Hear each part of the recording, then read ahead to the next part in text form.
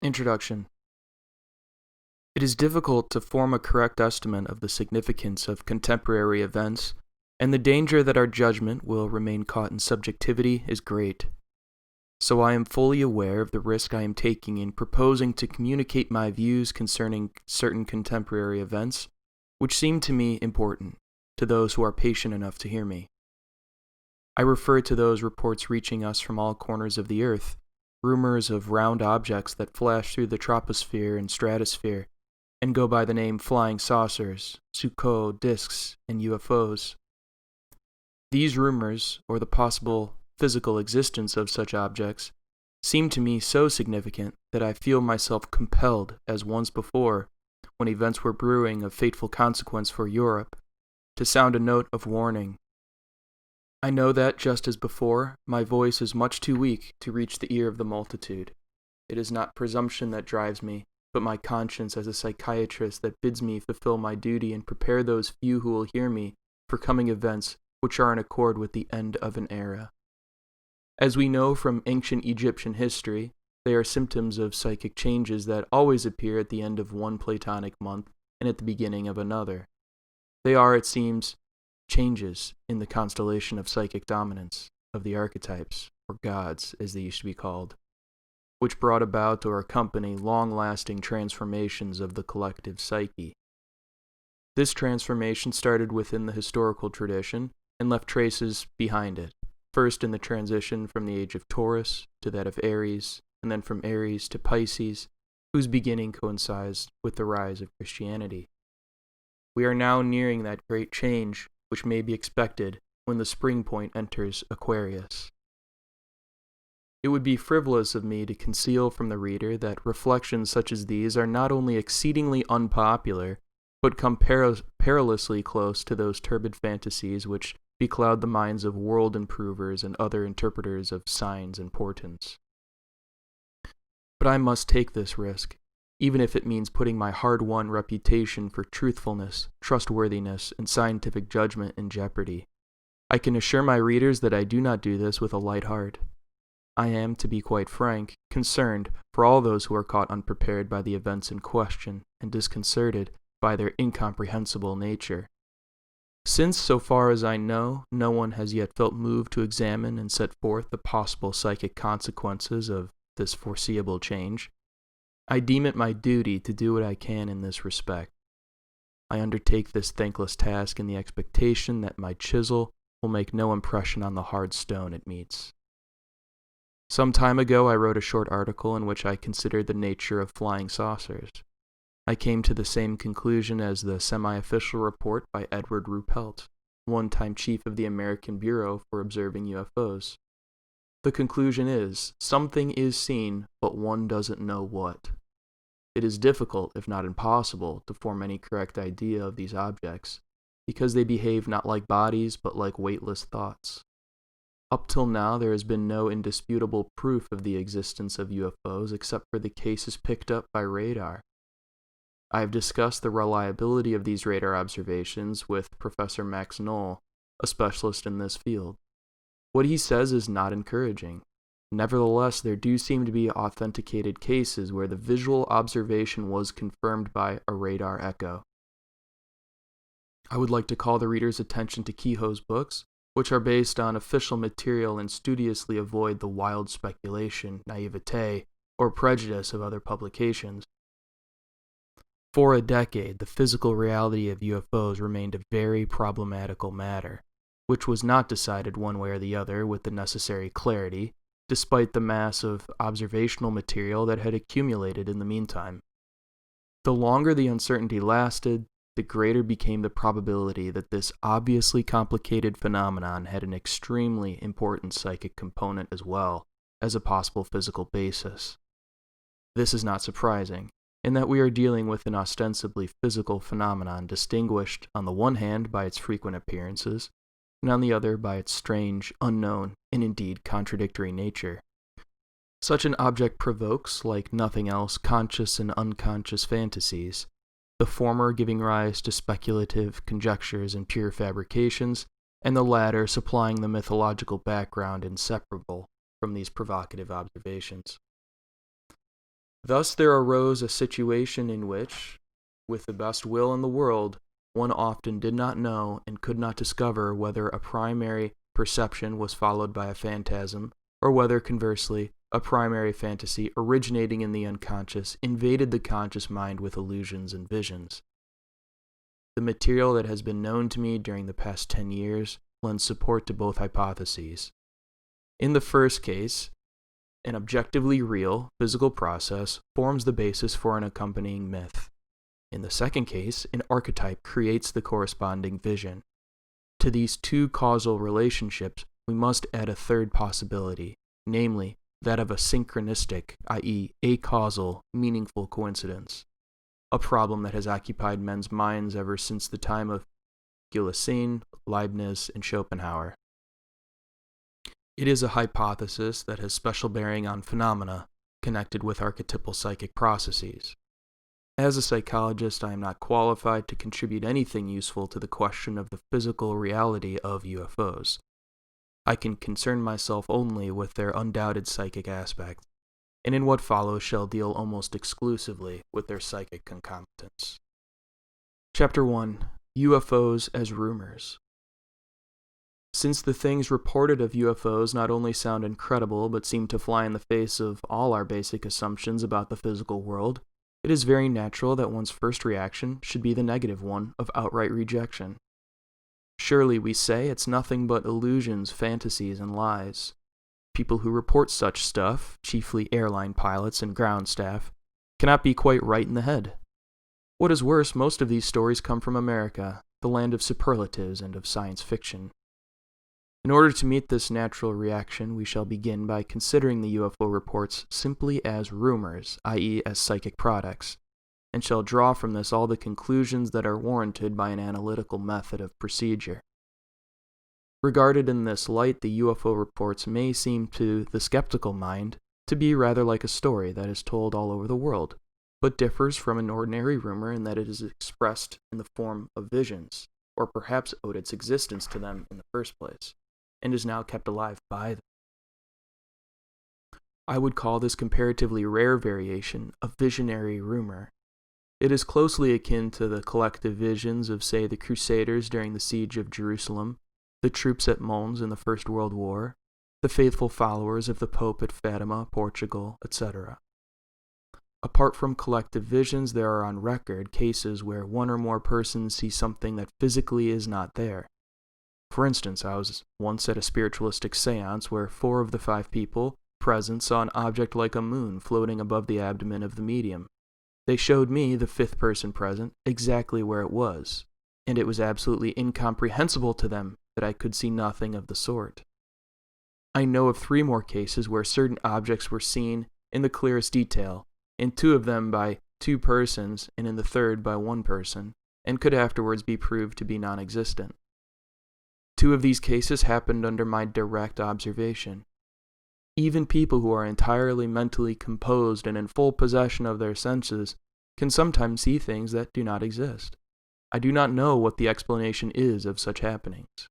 It is very possible that they are less rare than I am inclined to suppose. For as a rule, we do not verify things we have seen with our own eyes, and so we never get to know that, actually, they did not exist. I mention these somewhat remote possibilities because, in such an unusual matter as the UFOs, one has to take every aspect into account. The first requisite for any visionary rumor, as distinct from an ordinary rumor, for those dissemination, nothing more is needed than popular curiosity and sensation-mongering. It is always an unusual emotion. Its intensification into a vision and delusion of the senses, however, springs from a stronger excitation and therefore from a deeper source. The signal for the UFO stories was given by the mysterious projectiles seen over Sweden during the last 2 years of the war, attributed, of course, to the Russians, and by the reports of Foo Fighters, i.e. lights that accompanied the Allied bombers over Germany. These were followed by the strange sightings of flying saucers in America. The impossibility of finding an earthly base for the UFOs and of explaining their physical peculiarities soon led to the conjecture of an extraterrestrial origin.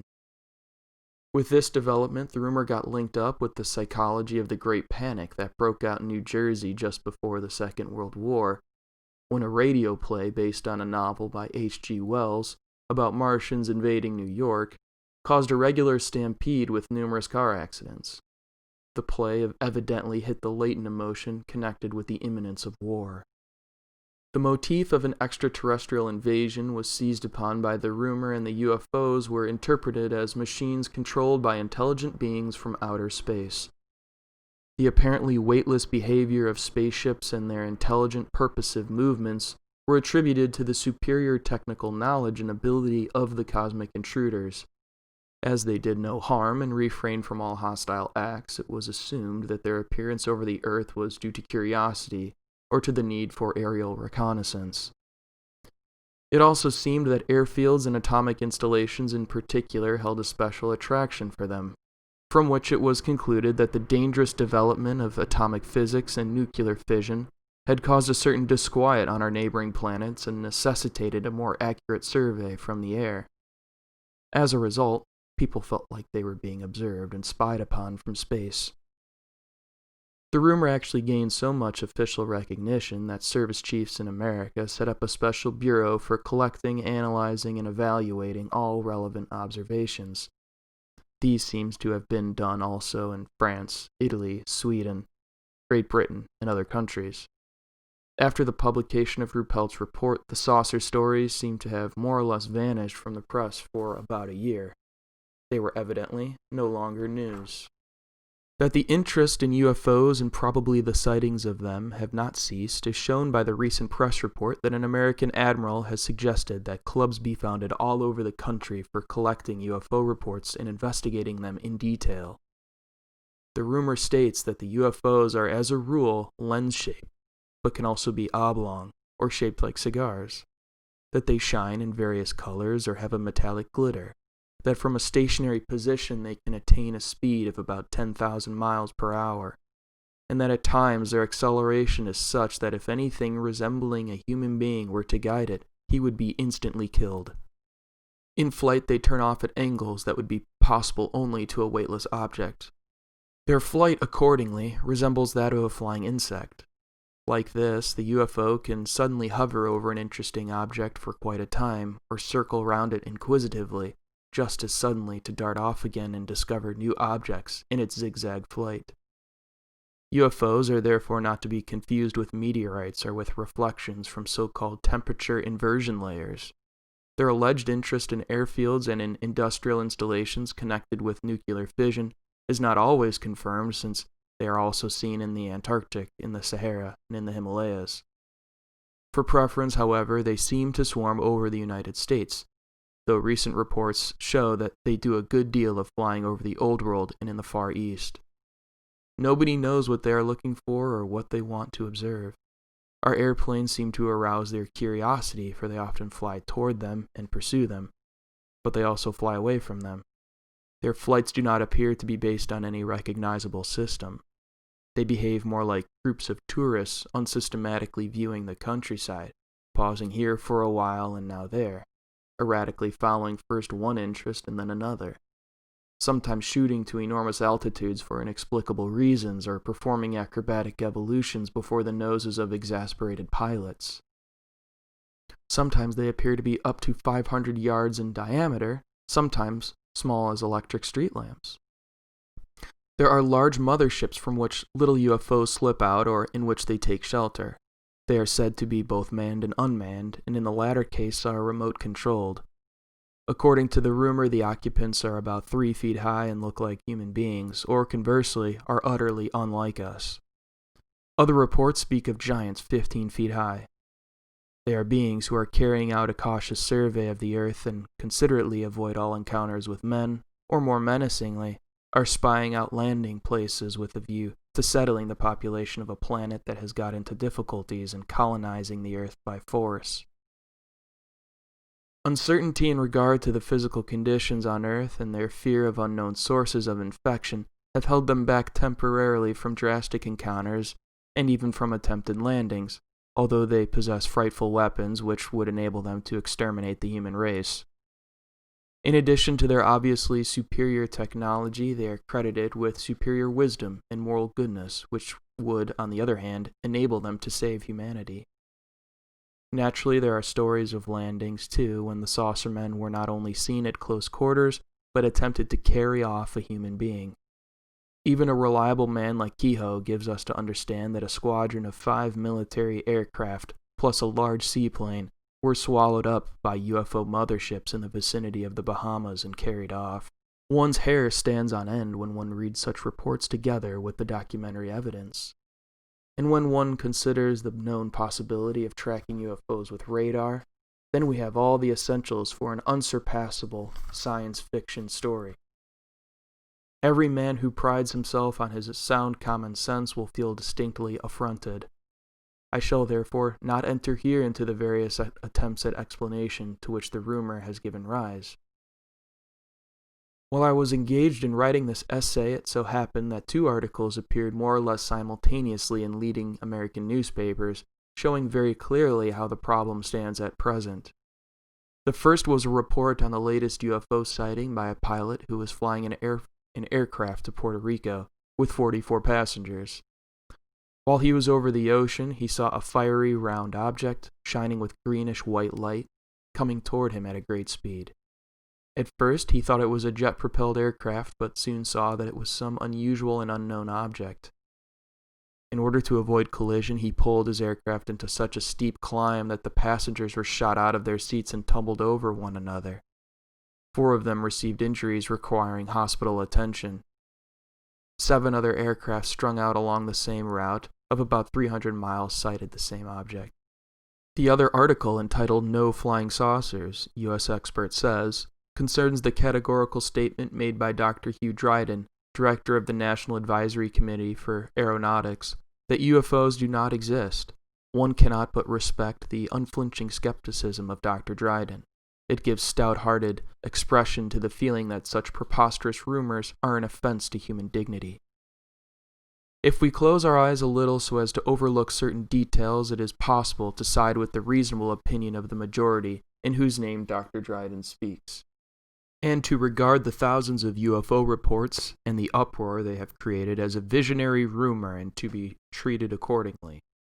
They would then boil down objectively to an admittedly impressive collection of mistaken observations and conclusions into which subjective psychic assumptions have been projected.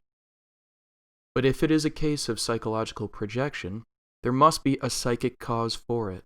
One can hardly suppose that anything of such worldwide incidence as the UFO legend is purely fortuitous and of no importance whatever. The many thousands of individual testimonies must have an equally extensive causal basis. When an assertion of this kind is corroborated practically everywhere, we are driven to assume that a corresponding motive must be present everywhere too. Though visionary rumors may be caused or accompanied by all manner of outward circumstances, they are based essentially on an omnipresent emotional foundation, in this case a psychological situation common to all mankind. The basis for this kind of rumor is an emotional tension, having its cause in a situation of collective distress or danger, or in a vital psychic need. This condition undoubtedly exists today, insofar as the whole world is suffering under the strain of Russian policies and their still unpredictable consequences. In the individual, too, such phenomena as abnormal convictions, visions, illusions, etc., only occur when he is suffering from a psychic dissociation. That is, when there is a split between the conscious attitude and the unconscious contents opposed to it. Precisely because the conscious mind does not know about them and is therefore confronted with a situation from which there seems to be no way out, these strange contents cannot be integrated directly, but seek to express themselves indirectly, thus giving rise to unexpected and apparently inexplicable opinions, beliefs, illusions, visions, and so forth. Any unusual natural occurrences such as meteors, comets, rains of blood, a calf with 2 heads, and such like abortions are interpreted as menacing omens, or else signs are seen in the heavens. Things can be seen by many people independently of one another, or even simultaneously, which are not physically real. Also, the association processes of many people often have a parallelism in time and space, with the result that different people, simultaneously and independently of one another, can produce the same new ideas, as has happened numerous times in history. In addition, there are cases where the same collective cause produces identical or similar effects, i.e., the same visionary images and interpretations in the very people who are least prepared for such phenomena and least inclined to believe in them. This fact gives the eyewitness accounts an air of particular credibility. It is usually emphasized that the witness is above suspicion because he was never distinguished for his lively imagination or credulousness, but on the contrary for his cool judgment and critical reason. In just these cases, the unconscious has to resort to particularly drastic measures in order to make its contents perceived. It does this most vividly by projection, by extrapolating its contents into an object, which then mirrors what had previously lain hidden in the unconscious. Projection can be observed at work everywhere, in mental illnesses, ideas of persecution and hallucinations, in so-called normal people, who see the mote in their brother's eye without seeing the beam in their own, and finally, in extreme form, in political propaganda. Projections have what we might call different ranges according to whether they stem from merely personal conditions or from deeper collective ones.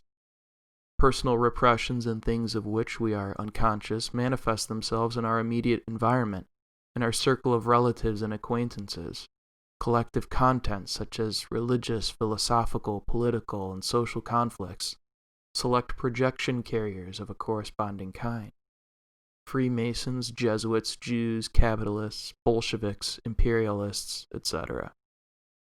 In the threatening situation of the world today, when people are beginning to see that everything is at stake, the projection-creating fantasy soars beyond the realm of earthly organizations and powers into the heavens, into interstellar space, where the rulers of human fate, the gods, once had their abode in the planets. Our earthly world is split into two halves, and nobody knows where a helpful solution is to come from. Even people who would never have thought that a religious problem could be a serious matter that concerned them personally are beginning to ask themselves fundamental questions. Under these circumstances, it would not be at all surprising if those sections of the community who ask themselves nothing were visited by visions, that is, by a widespread myth seriously believed in by some and rejected as absurd by others. Eyewitnesses of unimpeachable honesty therefore announce the signs in the heavens, which they have seen with their own eyes, and the marvelous things they have experienced which pass human understanding. All these reports have naturally resulted in a clamorous demand for explanation. Initial attempts to explain the UFOs as Russian or American inventions soon came to grief on their apparently weightless behavior, which is unknown to Earth dwellers. Human fantasy, already toying with the idea of space trips to the moon, therefore had no hesitation in assuming that intelligent beings of a higher order had learned how to counteract gravitation, and, by dint of using interstellar magnetic fields as sources of power, to travel through space with the speed of light. The recent atomic explosions on the Earth, it was conjectured, had aroused the attention of these so very much more advanced dwellers on Mars or Venus, who were worried about possible chain reactions and the consequent destruction of our planet. Since such a possibility would constitute a catastrophic threat to our neighboring planets, their inhabitants felt compelled to observe how things were developing on Earth, fully aware of the tremendous cataclysm our clumsy nuclear experiments might unleash. The fact that the UFOs neither land on Earth nor show the least inclination to get into communication with human beings is met by the explanation that these visitors, despite their superior knowledge, are not at all certain of being well received on Earth, for which reason they carefully avoid all intelligent contact with humans. But because they, as befitted superior beings, conduct themselves quite inoffensively, they would do the Earth no harm and are satisfied with an objective inspection of airfields and atomic installations. Just why these higher beings, who show such a burning interest in the fate of the Earth, have still not found some way of communicating with us after 10 years, despite their knowledge of languages, remains shrouded in darkness. Other explanations have therefore to be sought, for instance that a planet has got into difficulties, perhaps through the drying up of its water supplies, or loss of oxygen, or overpopulation, and is looking for a new Earth. The reconnaissance patrols are going to work with the utmost care and circumspection, despite the fact that they have been giving a benefit performance in the heavens for hundreds, if not thousands, of years. Since the Second World War, they have appeared in masses, obviously because an imminent landing is planned. Recently, their harmlessness has been doubted. There are also stories by so-called witnesses who declare they have seen UFOs landing with, of course, English-speaking occupants. These space guests are sometimes idealized figures along the lines of technological angels who are concerned for our welfare, sometimes dwarves with enormous heads bursting with intelligence, sometimes lemur-like creatures covered with hair and equipped with claws, or dwarfish monsters clad in armor and looking like insects. There are even eyewitnesses like Mr. Adamski who relates that he has flown in a UFO and made a round trip of the moon in a few hours. He brings us the astonishing news that the side of the moon turned away from us contains atmosphere, water, forests, and settlements, without being in the least perturbed by the moon's skittishness in turning just her unhospitable side toward the earth. This physical monstrosity of a story was actually swallowed up by a cultivated and well-meaning person like Edgar Seavers. Considering the notorious camera-mindedness of Americans, it is surprising how few authentic photos of UFOs seem to exist, especially as many of them are said to have been observed for several hours at relatively close quarters. I myself happen to know someone who saw a UFO with hundreds of other people in Guatemala. He had his camera with him, but in the excitement he completely forgot to take a photo, although it was daytime and the UFO remained visible for an hour. I have no reason to doubt the honesty of his report. He has merely strengthened my impression that UFOs are somehow not photogenic. As one can see from all this observation and interpretation of UFOs has already led to the formation of a regular legend. Quite apart from the thousands of newspaper reports and articles, there is now a whole literature on the subject, some of it humbug, some of it serious. The UFOs themselves, however, do not appear to have been impressed. As the latest observations show, they continue their way undeterred. Be that as it may, one thing is certain: they have become a living myth. We have here a golden opportunity to see how a legend is formed, and how, in a difficult and dark time for humanity, a miraculous tale grows up of an attempted intervention by extraterrestrial heavenly powers, and this at the very time when human fantasy is seriously considering the possibility of space travel and of visiting or even invading other planets.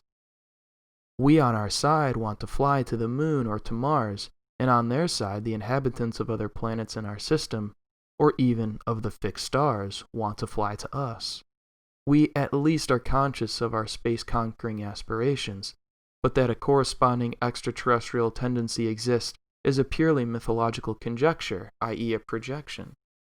Sensationalism, love of adventure, technological audacity, intellectual curiosity may appear to be sufficient motives for our futuristic fantasies, but the impulse to spin such fantasies, especially when they take such a serious form, witness the Sputniks, springs from an underlying cause, namely a situation of distress and the vital need that goes with it. It could easily be conjectured that the Earth is growing too small for us, that humanity would like to escape from its prison, where we are threatened not only by the hydrogen bomb but, at a still deeper level, by the prodigious increase in the population figures, which give cause for serious concern. This is a problem which people do not like to talk about, or then only with optimistic references to the incalculable possibilities of intensive food production, as if this were anything more than a postponement of the final solution. As a precautionary measure, the Indian government has granted £500,000 for birth control propaganda, while the Russians exploit the labor camp system as one way of skimming off the dreaded excess of births. Though the highly civilized countries of the West know how to help themselves in other ways, the immediate danger does not come from them, but from the underdeveloped peoples of Asia and Africa. This is not the place to discuss the question of how far the two world wars were an outlet for this pressing problem of keeping down the population at all costs. Nature has many ways of disposing of her surplus. Man's living space is, in fact, continually shrinking, and for many races the optimum has long been exceeded. The danger of catastrophe grows in proportion as the expanding populations impinge on one another.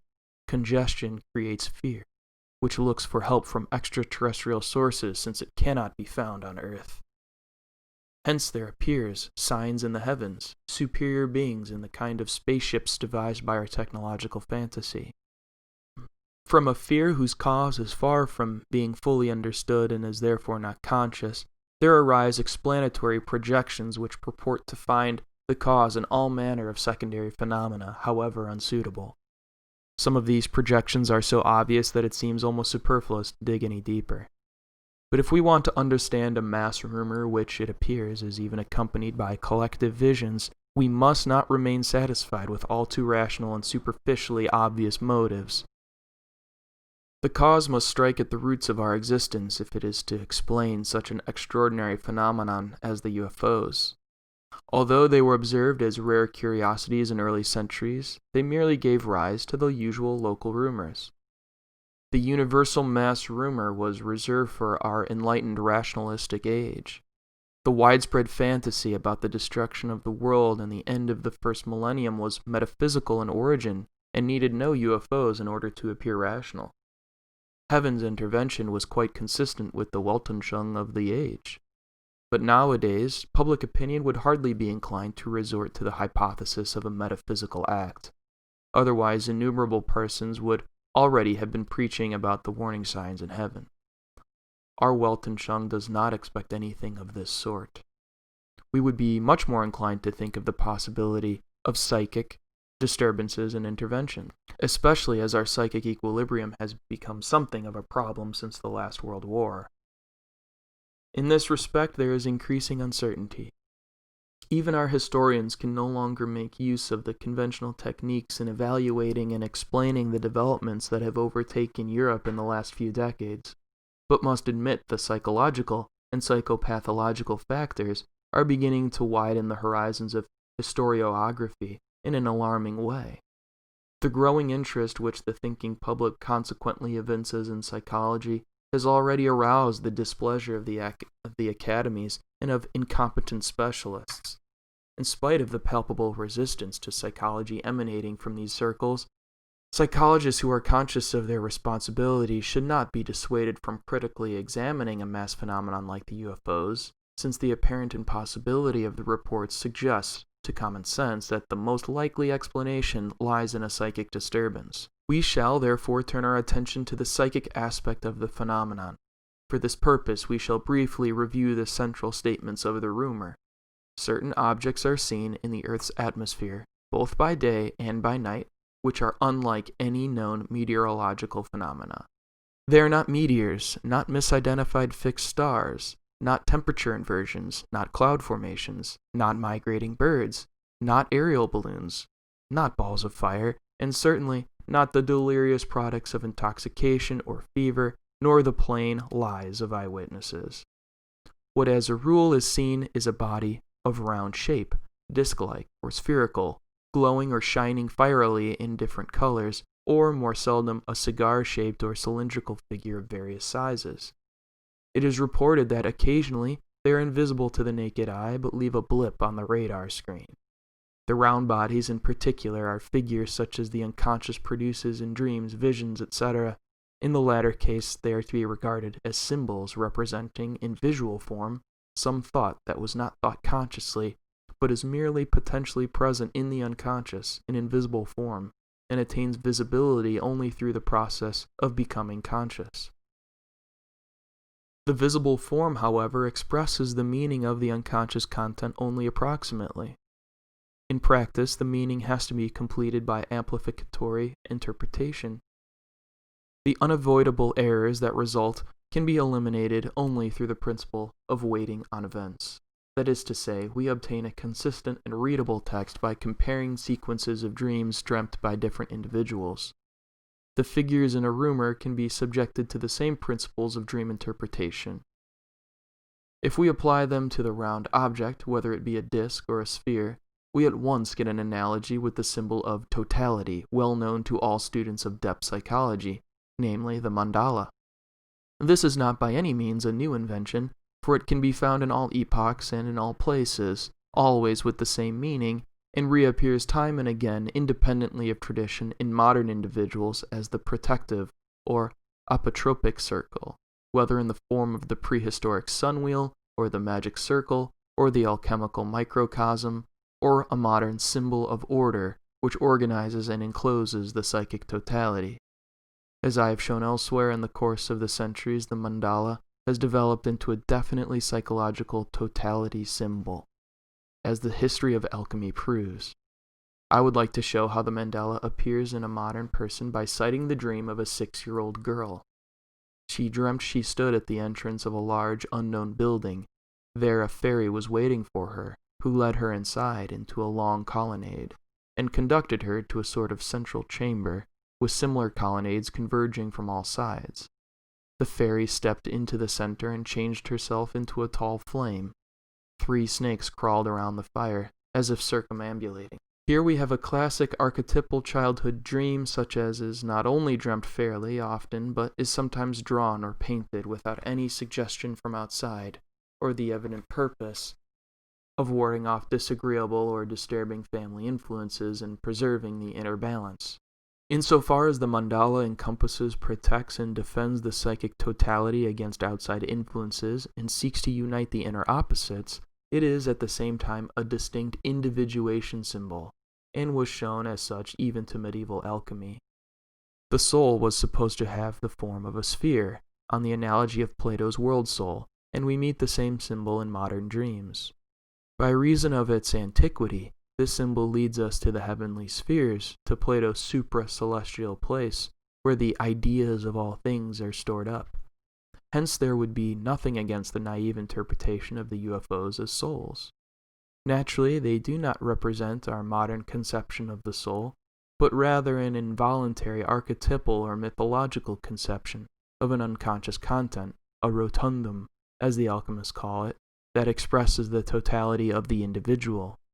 I define this spontaneous image as a symbolical representation of the self, by which I mean not the ego, but the totality composed of the conscious and the unconscious. I am not alone in this, as the Hermetic philosophy of the Middle Ages had already arrived at very similar conclusions. The archetypal character of this idea is borne out by its spontaneous reoccurrence in modern individuals who know nothing of any such tradition, any more than those around them. Even people who might know of it never imagine that their children could dream of anything so remote as Hermetic philosophy. In this matter, the deepest and darkest ignorance prevails, which is, of course, the most unsuitable vehicle for mythological tradition. If the round shining objects that appear in the sky be regarded as visions, we can hardly avoid interpreting them as archetypal images. They would then be involuntary, automatic projections based on instinct, and as little as any other psychic manifestations or symptoms can they be dismissed as meaningless and merely fortuitous. Anyone with requisite historical and psychological knowledge knows that circular symbols have played an important role in every age. In our own sphere of culture, for instance, they were not only soul symbols but God images. There is an old saying that God is a circle whose center is everywhere and the circumference is nowhere. God in his omniscience, omnipotence, and omnipresence is a totality symbol par excellence, something round, complete, and perfect. Epiphanies of this sort are, in the tradition, often associated with fire and light. On the antique level, therefore, the UFOs could easily be conceived as gods. They are impressive manifestation of totality whose simple, round form portrays the archetype of the self, which, as we know from experience, plays the chief role in uniting apparently irreconcilable opposites, and is therefore best suited to compensate the split-mindedness of our age. It has a particularly important role to play among the other archetypes in that it is primarily the regulator and orderer of chaotic states. giving the personality the greatest possible unity and wholeness. It creates the image of the divine human personality, the primordial man, or anthropos, a chin yin, true or whole man. An Elijah who calls down fire from heaven, rises up to heaven in a fiery chariot, and is a forerunner of the Messiah, the dogmatized figure of Christ, as well as of Qadir, the verdant one, who is another parallel to Elijah. Like him, he wanders over the earth as a human personification of Allah. The present world situation is calculated as never before to arouse expectations of a redeeming supernatural event. If these expectations have not dared to show themselves very clearly, this is simply because no one is deeply rooted enough in the tradition of earlier centuries to consider an intervention from heaven as a matter of course. We have indeed strayed far from the metaphysical certainties of the Middle Ages, but not so far that our historical and psychological background is empty of all metaphysical hope. Consciously, however, rationalistic enlightenment predominates, and this abhors all leanings toward the occult. Desperate efforts are made for a representation of our Christian faith, but we cannot get back to that limited worldview which in former times left room for metaphysical intervention. Nor can we resuscitate a genuine Christian belief in an afterlife or the equally Christian hope for an imminent end of the world that would put a definite stop to the regrettable error of creation. Belief in this world and in the power of man has, despite assurances to the contrary, become a practical and, for the time being, irrefragable truth. This attitude on the part of the overwhelming majority provides the most favorable basis for a projection, that is, for a manifestation of the unconscious background. Undeterred by rationalistic criticism, it thrusts itself into the forefront in the form of a symbolic rumor, accompanied and reinforced by the appropriate visions, and in so doing activates an archetype that has always expressed order, deliverance, salvation, and wholeness. It is characteristic of our time that, in contrast to its previous expressions, the archetype should now take the form of an object, a technological construction, in order to avoid the odiousness of a mythological personification. Anything that looks technological goes down without difficulty with modern man. The possibility of space travel makes the unpopular idea of a metaphysical intervention much more acceptable. The apparent weightlessness of UFOs is, of course, rather hard to digest, but then our own physicists have discovered so many things that border on the miraculous. Why should not more advanced star dwellers have discovered a way to counteract gravitation and reach the speed of light, if not more? Nuclear physics has gotten in the layman's head an uncertainty of judgment that far exceeds that of the physicists, and makes things appear possible which but a short while ago would have been declared nonsensical. Consequently, the UFOs can easily be regarded and believed in as a physicist's miracle. I still remember with misgivings the time when I was convinced that something heavier than air could not fly, only to be taught a painful lesson. Nevertheless, the apparently physical nature of the UFOs creates such insoluble puzzles for even the best brains, and on the other hand has built up such an impressive legend that one feels tempted to take them as a 99% psychic product and subject them accordingly to the usual psychological interpretation. Should it be that an unknown physical phenomenon is the outward cause of the myth, this would detract nothing from the myth, for many myths have meteorological and other natural phenomena as accompanying causes which by no means explain them. A myth is essentially a product of the unconscious archetype and is therefore a symbol which requires psychological interpretation. For primitive man, any object, for instance an old tin that has been thrown away, can suddenly assume the importance of a fetish. This effect is obviously not inherent in the tin, but is a psychic product.